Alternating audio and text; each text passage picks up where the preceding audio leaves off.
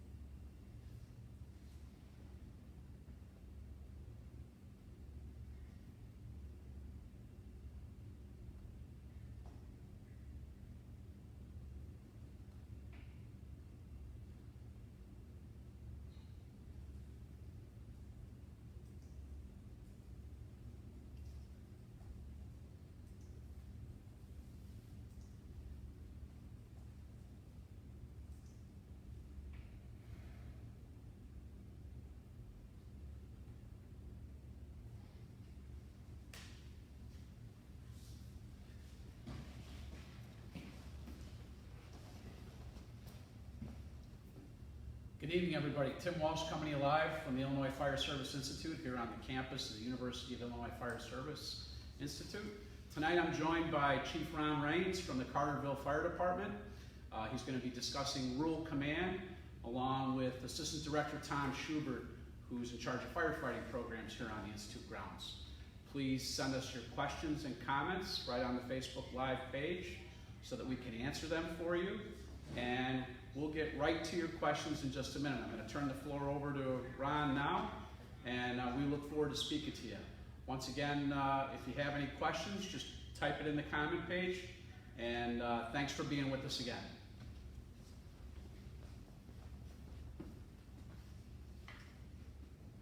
Okay, good evening.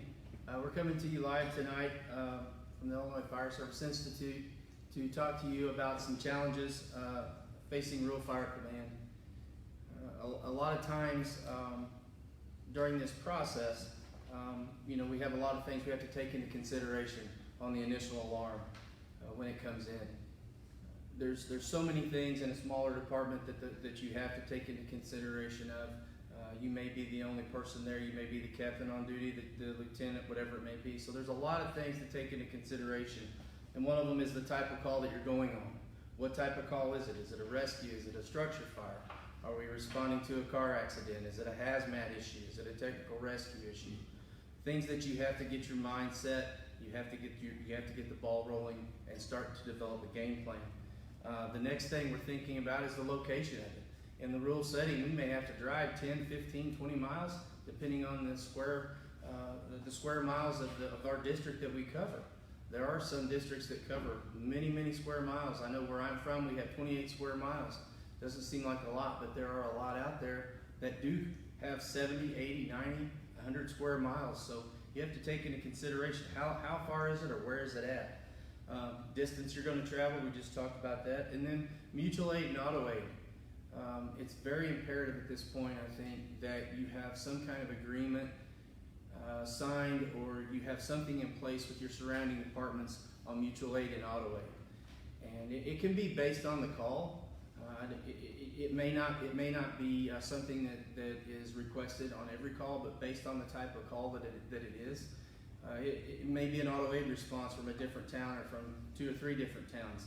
So things that we have to take into consideration are those.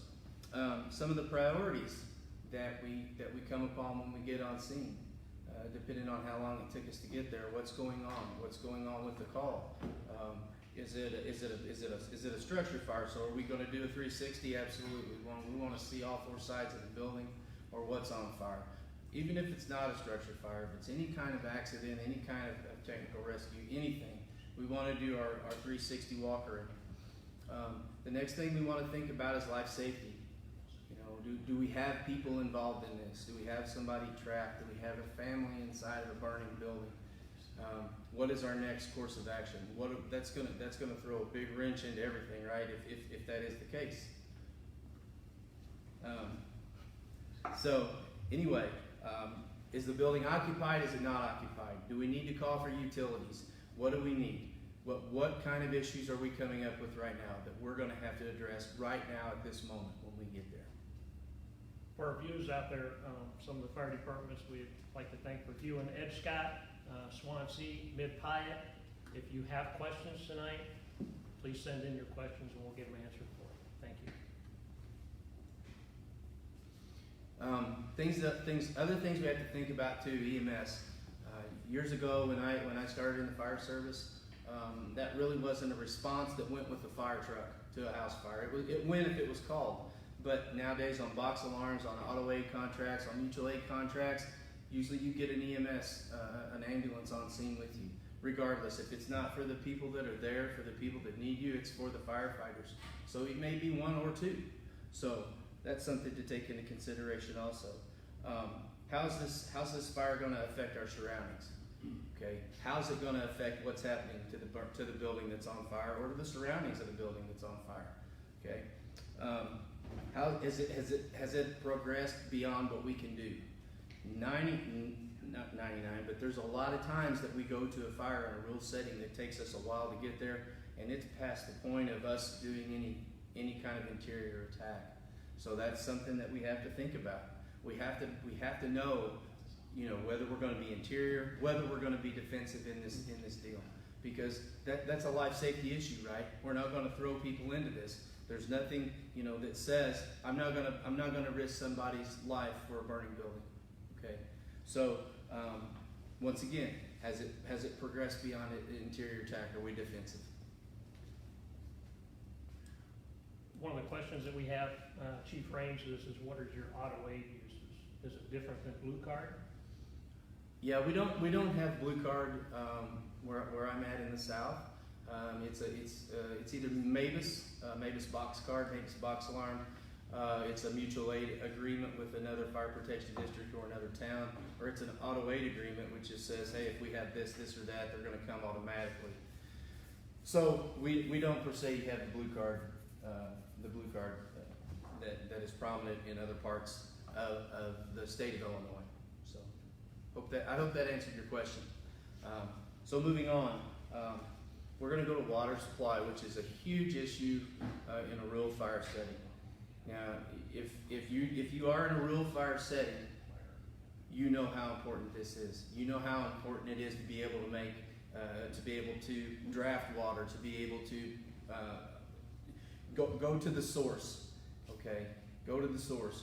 Whether it's a dry hydrant, are we having to go to a pond? Are we able to get to a hydrant that's close or far away? What are we going to use? How are we going to do it? How are we going to get it supplied?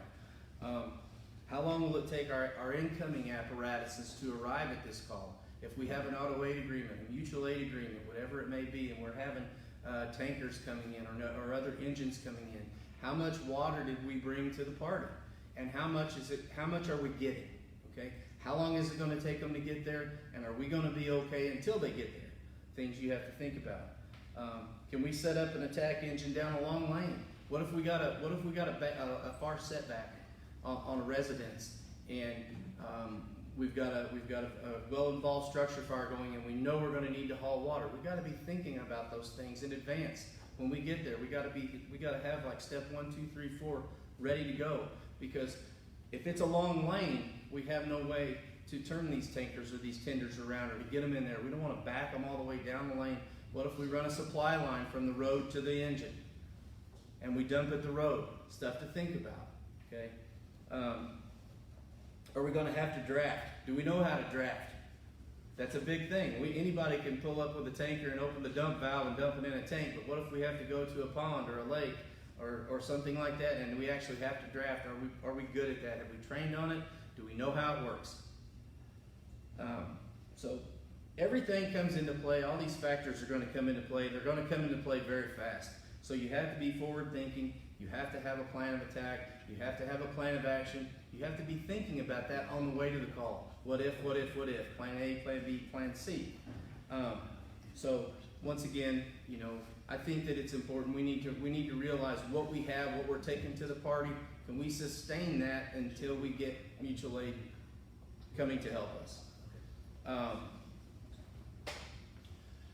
Hey, Ronnie, Sir. let me interrupt you for a couple minutes. So we got some great questions coming in, guys. One of the questions was to talk about Blue Card. So Blue Card is a fireground management program that's used predominantly out on the West Coast, although some Illinois fire departments use it. We teach some of that here, and it's a management system on how to manage all your logistics on the fireground. That's not the class that we're delivering tonight, so we're not going to go into it all the way and very deep. Chief Raines is talking about rural water supply and rural attack operations. But Chief, could you please address some of the considerations when you know that you have a bigger building and you're going to need more tankers and you're trying to calculate how much water you're going to need to actually make an attack on the fire? So I can, what I can say about that is that I've been involved in several fires. They've not been in the rural setting, so we've not had to actually, you know, they've been in an urban setting. But based on your square footage of your building, you can figure that out. Length times width times height divided by 100 can figure out basically how many gallons of water you're going to need, or how many square feet you got based on how much water you're going to need. So there's a lot of things that come into consideration with it. I think on a structure fire, it's going to depend also. Is it a machine shed? Is it something? Is it a building out back? Is it a barn? Is it a house? How big is it? Okay, so you're going to make that determination about how much water you're going to need when you get on scene. Hopefully with your auto aid, your mutual aid agreements, you have taken that into consideration and you're bringing a lot of that with you when you come. Chief Raines, how do we handle the different units coming in? And how do we assign them? Okay, so that's a good question. A lot of times, whether it's mutual aid, auto aid, or MABUS, we may have a staging officer. We're going to have a staging officer if we've got a lot of units coming in. Okay, we're going to have to make somebody that person. Your units are going to, we're going to make it known to them coming into the fire. Staging is at so-and-so. It's going to be on channel white on MABUS, whatever it may be. We need you to contact staging coming in. They'll give you your orders on what you're supposed to do.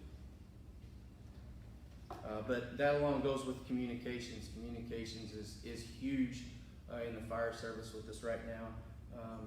And in a lot of classes, in every class that we teach, every class we deliver, everything that we do throughout our life, communicating is huge. Especially in the fire service in the rural settings, you know, there are places in the areas that we live in that have just recently, within the last few years, got 911.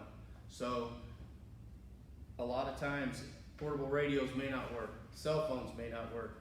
Are you working off a repeater system? That's a huge thing in our area. You know, we've got repeaters in our county, one on the west side, one on the east side, that the sheriff's department uses, so they can respond throughout the county, so they can talk to each other, they can talk to dispatch. Is that something that you're going to have to take into consideration if you're in a rural setting and you have a large area that you have to cover? Do our mutual aid companies have the frequencies that we're working on? Do they know what frequencies we're working on? Did we get a new frequency and not tell anybody because we didn't want anybody to know it? So we need to make it known we need to make it known that this is what frequency we're working on, this is where we're coming from, this is who you call incoming, whatever. You gotta have a plan.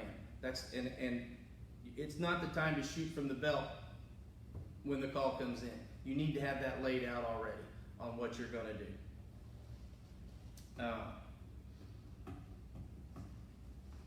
So we'll talk a little bit about the weather. Weather conditions, depending on when they are, when it is, when the fire comes in. We all know that when it's hot, when it's in the middle of summer, we may need a lot of help. We may not have a big issue, but we may need a lot of help just based on the heat. And the gear that we wear, you have to have rehab. You have to go to rehab. You have to, you have to drink plenty of water, because in these suits that we wear and all the stuff, all the weight, everything that we wear, 10, 15 minutes, you're done for a while. So, weather conditions play a lot. If it's raining outside, driving, we have to be careful. A lot of accidents happen on wet roads. We have to be careful. If it's snowing, same thing. If it's below freezing, same thing. Yes, sir. Chief, let's talk a little bit about accountability Okay. in the rural setting. How you account for your people and keep track of them. Accountability, and that's going to go back to the MABUS or the auto aid. With MABUS, we have accountability tags that they come up and they hand to the incident command. They put them on the board. This is who we have. This is what we got. We've got firefighter Smith, Jones, and whoever. That's how we know who's there. That will probably be done in staging until they move up. So accountability tags with MABUS is what we're going to use for accountability. All departments are on the same page with the accountability. They use the same system. Yes.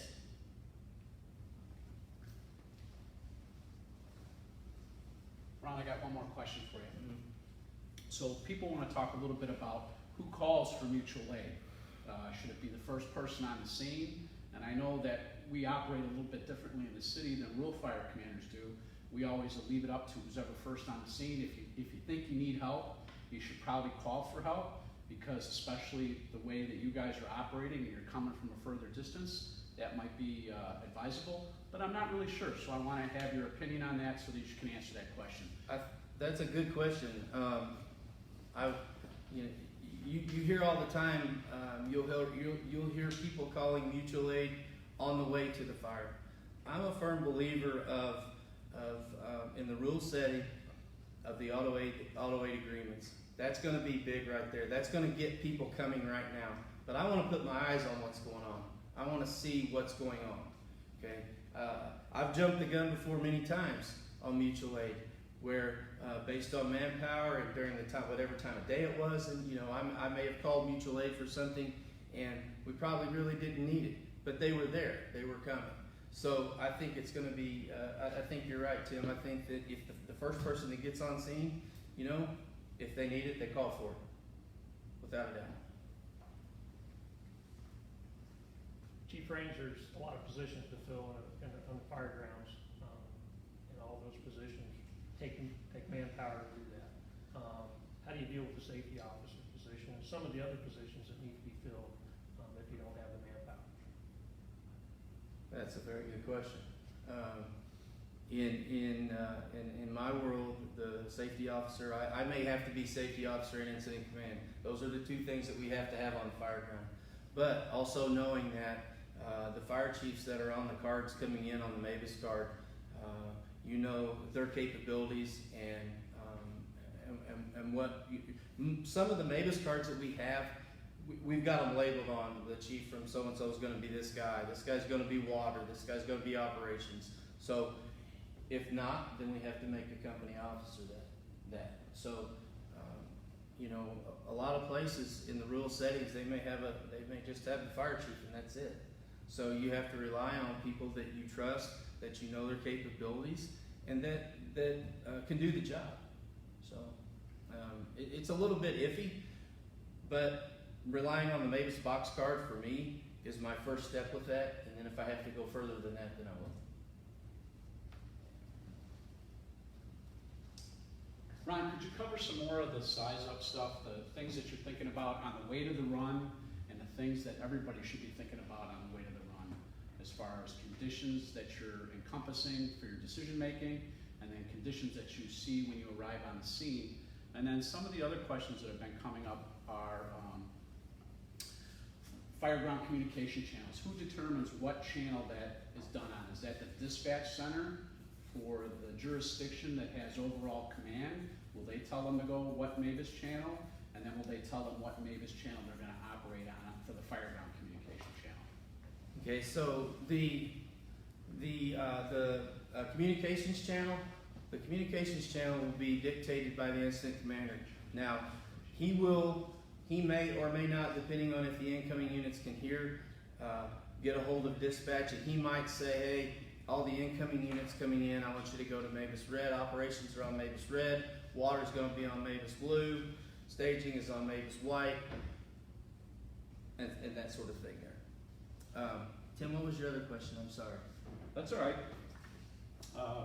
So another question that we had come up was, when you have to evacuate neighbors or people in a rural area, how does the fire chief work with other agencies to get that done? And ultimately, who's in charge and makes that decision? I think the incident commander or the operations officer is in charge of that, depending on the situation. It all boils down to, at the end of the day, the incident commander and the safety officer is responsible in making those decisions. As far as who's going to do it, it just depends. How many people do we have? How many people do we have? You know, we don't, based on the mutual aid, we might have got 30 people there, or we may have 10. Okay, we may have to take people from staging and go do evacuation. So it's very dynamic and it's changing all the time. So I hope that answered your question. Some of the other things we have when we get on scene are our exposures. You know, out in the rural setting, what kind of exposures do we have? Is it a single family? Is it a two-story farmhouse? Is it on a farm? Do we have outbuildings on the property? Do we have sheds? Do we have a machine shed beside the house? Are there propane tanks involved? How are we going to mitigate that? Do we know how to mitigate that if they are involved? You know, is it a horse farm? Are there stables? Are there animals in the barns? What do we have? Is it a barn full of hay on fire? Do we have the resources to take care of that? Do we have enough people coming right now to take care of that? Or do we need to ask for more help? Don't be afraid to ask for help. If you see something when you get on scene, knowing what you've got coming, you have to make the call right now. You can't wait on that. You have to make that decision, stick by it, and get more help coming. There's been a lot of accidents. There's been firefighters killed with propane, folks. In rural settings, on farms, you're going to find those things. You're going to find them at single-family residences also, because that's what they run their heat from their houses. So do we know how to mitigate that? Propane is very safe to work with if you know how to mitigate it.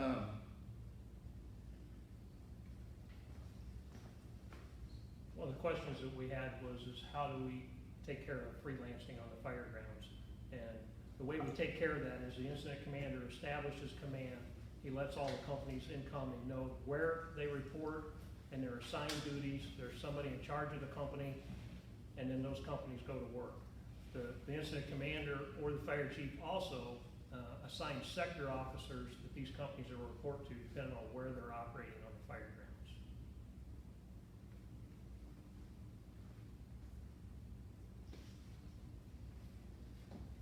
Okay.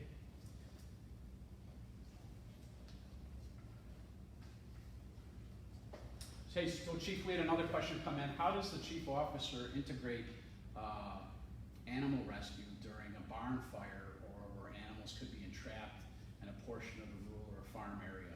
How do you get that done? Who do you assign that task to so that we can save those animals? Wow, that's a good question.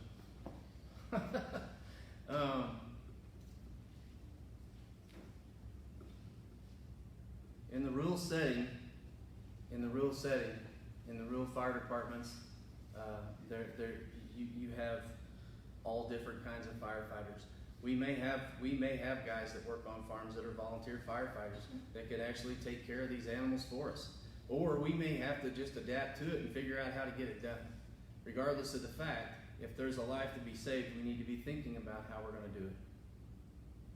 One of the other things that Chief Raines is exactly right. You could use the local people that are farmers that have dealt with these animals and get them to help you. You could also call in the local veterinary clinic. They also have people on staff. Also your local ESTA. These people are trained at dealing with animals and stuff too. So there's some agencies that are out there that you can get to help you with these large animals. Yep. All right. So moving on, when we arrive on scene, we find out what we've got going on. You know, what kind of access do we have? What kind of access do we have to the building that's on fire or to the problem that we've shown up to? Okay, is it easily to get? Can we get to it easy? Is it right on the road? All right. Are we on a county road? Or are we on a highway? Do we need traffic control? Do we need the police there to help mitigate the traffic that's going on? Do we need to stage apparatus at a different location? We talked about staging a little bit ago. Do we need to stage them somewhere to where they're out of the way and bring them up as needed? Or do we have enough apparatus? Do we need to just stage them for manpower to bring manpower up? Is this a field fire? Is this a forest fire? What is this? Do we have the right equipment at the building, at the fire? Do we have what we need to take care of this? Do we have UTVs available? There's a lot of departments now. You know, years ago, Chief Schubert, I'm not sure about so much Chief Walsh, but you know, field fires, we had flappers and Indian packs. And when UTVs came around, holy cow, we thought we hit the lottery. But is that something that's prominent now in the fire service? Yeah, a lot of places have these. Every department, or a lot of departments have them. Mavis has them. It's a Mavis asset also. So therefore, some departments in your division may house that unit at their department.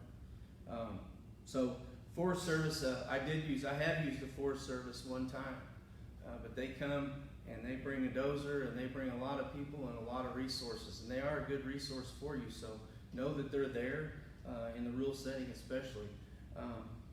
What else do we have? We've even used medvac helicopters to fly over the scene in a large field fire to tell us which direction things are going. What do we need to do? Where do we need to go? So there's a lot of things out there that you can use, a lot of assets available for you. But first of all, you have to make sure you can get access to it. You can be there, you can take care of it. Another thing we need to talk about is the bag method.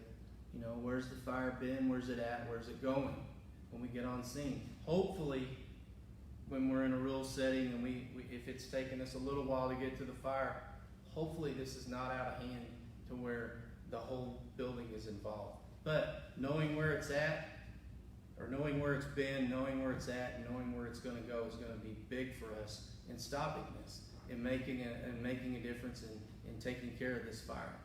So that's called the bag method. But being able to find that, being able to see that, being able to make a decision on your next tactic is huge.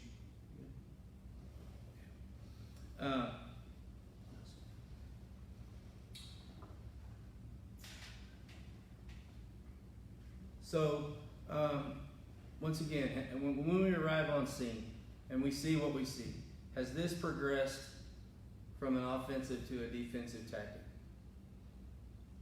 Hopefully, the first person on scene, the incident commander, whoever's in charge, will be able to make that decision. That's a big decision, okay? There's nothing wrong with going defensive and then going offensive. But we need to know, is it offensive or is it a defensive tactic right now? Do we need to get, are we going to try to make an attack on this? Or are we going to try to take care of it and then go in and do some mop-up with it? So that's a decision that's going to be made by the incident commander. So Aaron James Brown sent us a comment and a question about removing the victim from the hazard or the hazard from the victim. So as we've talked about here before on the Facebook forum, the UL studies that we've been involved in here at the Institute, along with NIST, have proven that water on the fire is probably your best offensive tactic in any setting, rural, suburban, or urban. So quick delivery of water. Most fires are put out, usually small residential fires are put out with less than 500 gallons of water, and most of our brothers and sisters in the rural setting respond with a large volume of water. I know Ron and the Carterville Fire Department does. We don't have that ability to do that in the urban setting. So Chief, could you talk about your consideration for getting water on the fire and how that affects victim rescue in changing the fireground tempo and changing conditions within the fire building? Yeah, that as Tim said, getting water on the fire makes everything better. And there's been several studies over the years that may have contradicted or may have not, but still, that makes everything better. You know, there's been several times where we've been at fires and we've had interior crews fighting a fire inside, and you're talking to them, or the operations officer is talking to them inside, and they're telling the operations officer or incident commander, we're getting this, we're doing this, we're making a difference. And the commander outside may be saying, no, you're not really. So we know that when we put water on fire, it's gonna, that's the fire tetrahedron, right? You take one part of it out, in theory it goes out. So when we cool it, we take the heat away from it, it's gonna go out. But it's also gonna make it better for the people inside, okay? If we can cool it down it's gonna make it better for the people inside that we're there trying to save. And it's gonna make it better for the firefighters that are inside. Okay, so we wanna be very, very aggressive whenever we go into a fire and we go interior and we're gonna fight a fire. We wanna go after it right away. We wanna get water on it quick, because as Tim said before, that's gonna save a lot of lives. That cools it, makes it better for everybody. Okay, it makes it sustainable maybe for another 2 or 3 minutes to make that safe. So that's a good question, and you know, in the rural setting though, based on the time, travel, how far we have to go, you know, the involvement of the fire before we got there, we may not be able to make that. In reality, putting water on the fire makes it better for everybody, including the victims inside. So. Chief, one of the questions we had was, does your department pre-plan residential structures? And what are you looking for when you pre-plan those residential structures? The things that you need to be looking for if you're pre-planning residential structures is, you need to be looking for the style of house it is. Is it 1-story, 2-story? What type of roof it has on it? Where's the gas shut off? What's the layout? What's the offset from the road to get to the structure? Does it have cathedral high ceilings in it? You can usually tell that by looking at the front of the house. It's high pitched, it's got large windows in the front of it. And also you can get a pretty good idea what the layout of the house is by just doing a walk around of that structure and looking at the windows, whether they're big windows or small windows, or the windows set midway up the wall on the side. So all those things you need to be looking for, and how close is your water source, or do you have a nearby water source? Where's your water going to come from? So those are the things that you need to be looking for if you're pre-planning residential structures. So along with what Chief Schubert just said, pre-planning is we don't do it enough. We should. We do it, but we don't do it enough based on the manpower that we have. But we run an ALS ambulance, and what better way to pre-plan a house than when you go on an ambulance call to take a look at it when you go inside. You know, you may not be drawing up a map and mapping everything out, but you're getting kind of the layout of what's going on and what the house looks like. So to tag on to what he said also about the walk around, there's been a lot of firefighters that have fallen through floors because a walk around wasn't done, and there's a walkout basement in the back. So in a rural setting, is that prominent? Maybe not, but still, you know, it's something to think about. That 360 is very important. It's very important. You don't really realize how important it is until you become an officer and you get all that responsibility. And coming in on the engine, or myself coming in the car, I try to drive by and get that 3 views. You know, I try to get both sides in the front when I come in, whatever it may be. If I can see it, if it's accessible to me, unless it's down a long lane, which it may be in a rural setting, you know, I may have to get up. You're going to have to drive up there, and then you're going to have to do your walk around. You're not going to see it. So that was a good question. Good. Okay, we talked about the interior defensive, offensive attack. Hey Chief, Yeah. Chief Schubert has another question for you. Chief Raines, if your road access limits the size of apparatus to get up to these lanes? Does your fire attack change because you're limited on your apparatus that you can get there? The apparatus may be smaller. You maybe have something as small as a brush truck. How does that change your attack? That could be. It's going to change your attack a little bit, I think, because first of all, if you can't get up the lane, time is the problem for us. So we have to be able to figure out how are we going to access this. It may mean that we pull the skid load off and take it all the way up the lane, okay? Or we hump the hose up. We may have to relay pump from the road to the brush truck, or to a wire, to some kind of appliance there. So that's a good question. That's something to think about. Water's water, right? So and brush trucks these days, they're making them where they'll not pump quite like an engine, but they'll get some water out. But you're going to have to overcome. You're going to have to figure out what you're going to have to do. You may have to drag that line up the lane. You may have to relay pump from the road to the line up the lane. Each instance is going to dictate what you do. There's no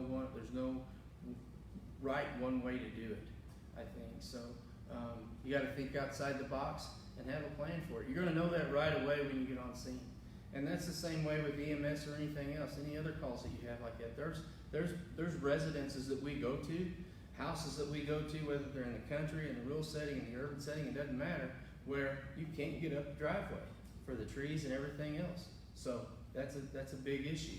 Pre-planning, as the question was brought up, might help with that issue a little bit. Okay, so if you're able to pre-plan something like that, then you'll have that plan in place and you'll know what to do whenever that happens. So that's a good question. Thank you.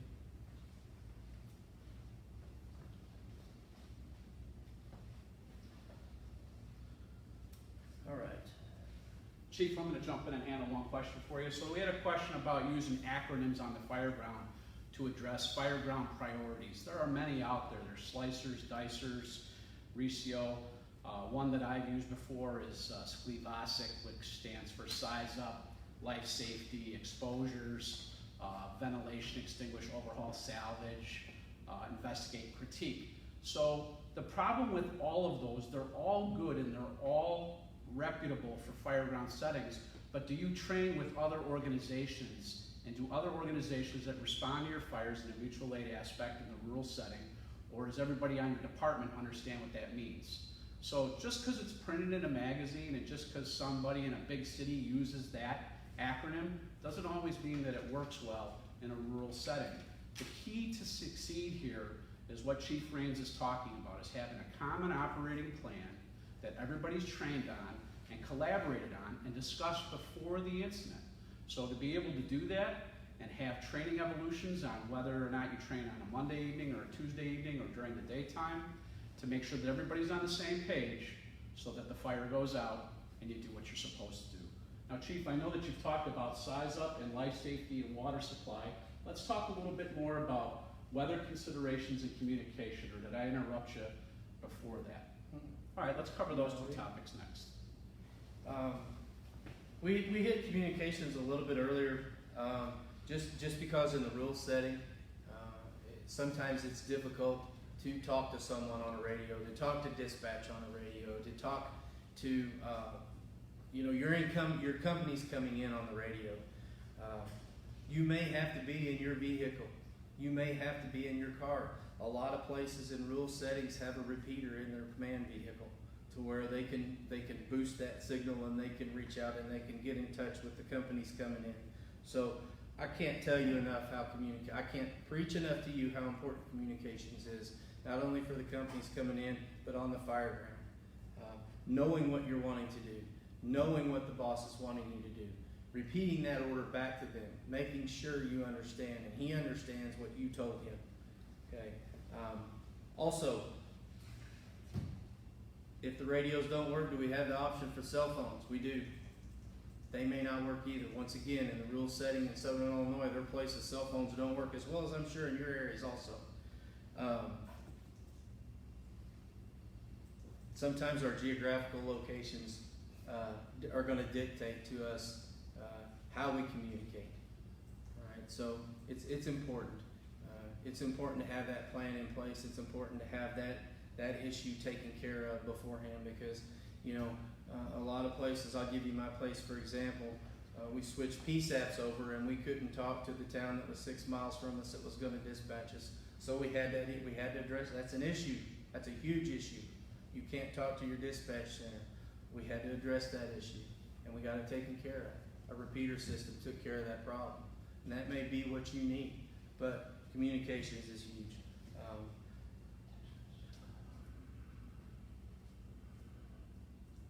All right. Got anything? Chief, one of the questions we had, is our biggest concern in the rural area, balloon frame construction, or should it be our water source? In my opinion on that is water is It's water. huge in rural area, and that's why pre-planning in rural areas is Yeah. so important to know where your water is at. Yeah. But balloon frame construction, that's a concern and a hazard everywhere, no matter where you're at. And it comes down to where's the fire at, where's it been, where's it going? Yeah. Balloon frame construction, obviously, you can get the fire racing up the walls and have a fire in the attic. So in balloon frame construction, obviously, if you've got a fire in one of the lower floors, you definitely want to make sure that you get companies up to the attic to make sure that you ain't already got fire up there.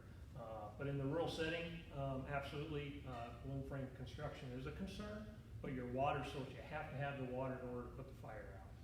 Yeah, and don't get confused with just balloon frame being in the real setting. Balloon frames all over the place too, and yes, they are scary. They are scary because, like Chief Schubert said, they get going up the walls. They're going to the attic, or they're going to the basement, one of the two. But more so with the water. I failed to mention it earlier in water supply, and I apologize for that. But dry hydrants. Dry hydrants are huge too. We have a couple of those in my area right now. The County Fire Protection District has them throughout the county. Some of the towns, some of the municipalities, some of the city fire departments even also have them. So are dry hydrants a good thing? Yeah, but do you have to maintain them? Absolutely, absolutely. So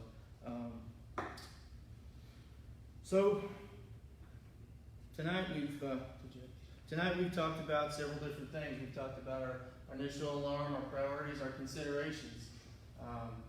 We've talked about communication repeatedly. We talked about it. Water supply, communications in the rural setting are huge for me. But as everybody knows, you know, the rural fire command can have its challenges, as well as what we've talked about this evening. Having mutual aid agreements, having auto aid agreements in place is an important part of making this be a success and a win for you as an incident commander. Being able to communicate with your dispatch center also is a huge issue, and it's a huge thing, so we need to make sure we're able to do that also. And also with our auto aid companies coming in, to be able to communicate them will make it a successful job for you. So I appreciate your time tonight. You guys have anything else? Chief Raines, thank you for your time tonight. Thank all of our viewers tonight for their questions and viewing this. I just want to let everybody know that FSI, the whole family here at FSI, is working very hard to bring you virtual classes in this time. And I don't want you to forget that our Cornerstone virtual classes, we got another one coming up on May 4th at 6 p.m. and May 9th at 10 a.m. And this will be Fireground Communications. Thank you. Hey everybody, before we wrap up, a couple quick announcements like we usually do. I want to thank Chief Raines and Chief Schubert. We had a couple of follow-up questions while they were giving their sign-offs. How do you handle a roaming chief? Well, I'm familiar with that. I don't think that changes from jurisdiction to jurisdiction. If a chief officer picks up a tool or picks up the hose, they should actually, they're part of the problem now. They're not actually being an incident commander. So in order to be an incident commander, and Ron and I have talked about this before, you need to be taking in the whole picture. You need to be out in front of the fire building. You need to be watching what your crews are doing and making sure they have the resources to get those things done. And then Chris Arlington asked a question about digital and analog communications. Well, guess what, Chris? We got that coming up for you on May 4th and May 9th with Steve DeJean and Matt Burke and the Zoom platform, which is our next delivery. You can go to www.fsi.illinois.edu and sign up for that free class. The Illinois Fire Service Institute is one of the only training organizations right now in the country that's delivering free training for you. There are a few out there. We are one of the few. Most everybody else is asking you for money, but we know that you're overwhelmed and you got a lot on your plate right now with the COVID-19 response. Our COVID-19 classes are still up there. This response for all jurisdictions is still working. Next week also on the Facebook forum, because we have a broad draw of instructors here down at the Illinois Fire Service Institute, we have 3 in-service firefighters from the Milwaukee Fire Department.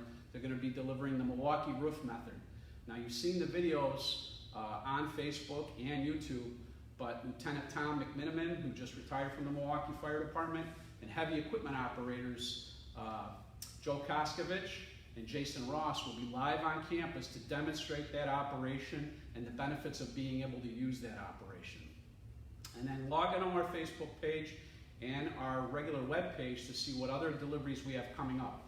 We have classes planned through the entire month of May to help fire departments all across the state of Illinois and the country deliver topical training as it relates to what you're responding to. So we appreciate you being here with us, Chief Ron Rains and I, and Chief Tom Schubert, and we thank you for being here. Take care of each other and be safe.